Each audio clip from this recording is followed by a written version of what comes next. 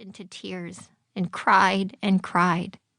We both cried for several minutes as I tried to comfort him, telling him that we have to be brave as we move forward and that we will be sad because we won't see Daddy physically anymore, but that we should feel better later knowing that Daddy is not in pain anymore from the cancer.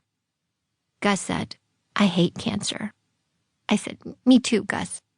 Me too." I told him again that even though Daddy wasn't physically here with us anymore, he promised that his spirit would stay with us here and would always be near.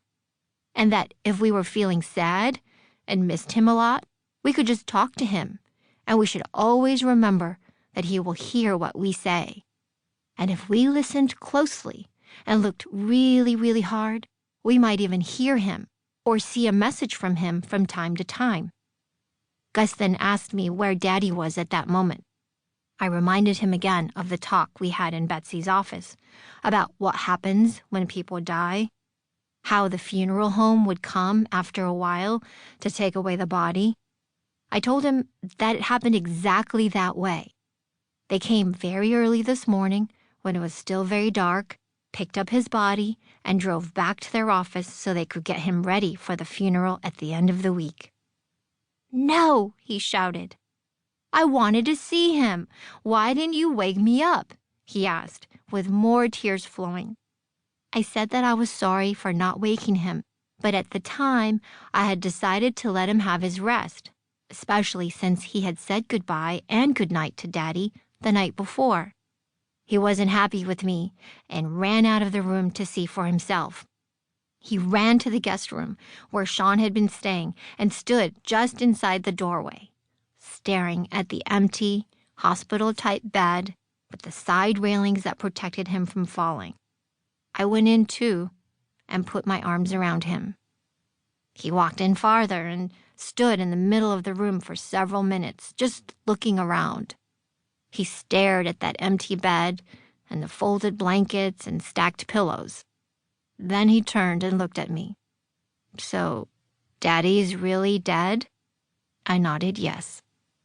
He jumped up on the bed, and he laid his head down on the unmade mattress and started to cry.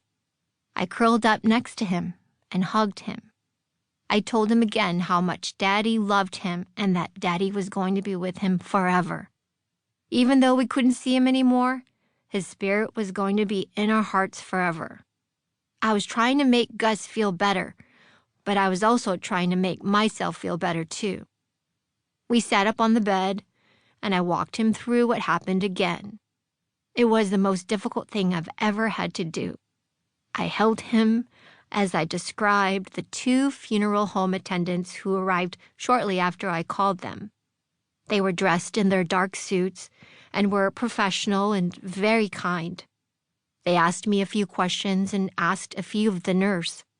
After I read over some of the paperwork they gave me and signed a few documents, I watched them as they very gently placed Daddy's body on a little rolling bed. I told Gus how they wrapped him up nicely and securely, and then wheeled him out to the waiting van outside. I explained again, simply, how the cancer had finally made Daddy's heart stop beating, which caused him to stop breathing, and how at that point it wasn't really Daddy anymore, that Daddy's spirit had left his body and was now all around us and would forever be with us, and that we must always, always remember that.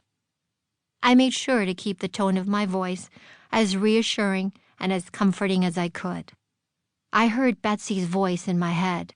"Remember, Gus will take his cues from you.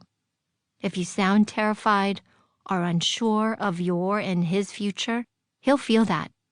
So if you sound like everything's going to be okay, he'll be less apt to be scared and instead know that he'll be okay too."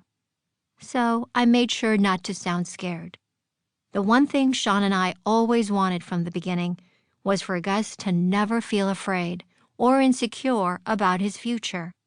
I asked Sean to help me do that, and I prayed for strength that morning. I know he heard me, because somehow, some way, I think I found the right words.